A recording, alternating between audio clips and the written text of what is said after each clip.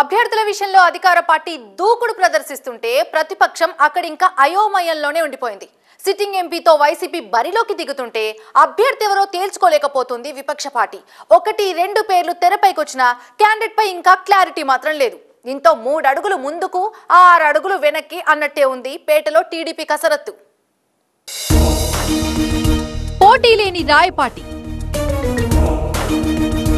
YCP నుంచి sitting పోటీ.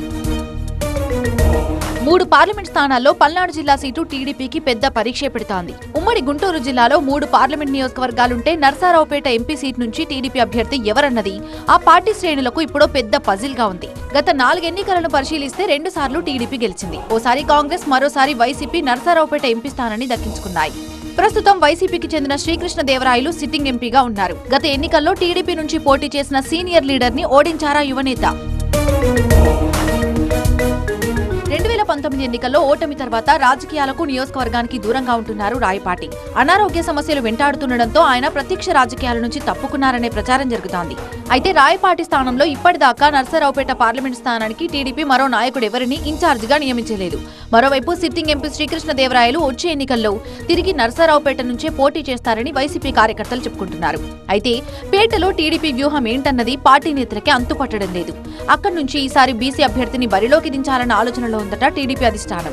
గతంలో పుట్టా సుధాకర్ తనయుడు పుట్టా మహేష్ నర్సారావుపేట నుంచి పోటీ చేస్తున్నట్టు అంతా చెప్పుకున్నారు. కొన్నాళ్ల పాటు ఆయన నియోజకవర్గంలో పర్యటించారు. అయితే తర్వాత ఆయన కూడా కనిపించకుండా పోయారు. దీంతో నర్సారావుపేటలో టీడీపీ ఎంపీ అభ్యర్థి ఎవరన్న చర్చ నాన్ స్టాప్ గా నడుస్తూనే ఉంది.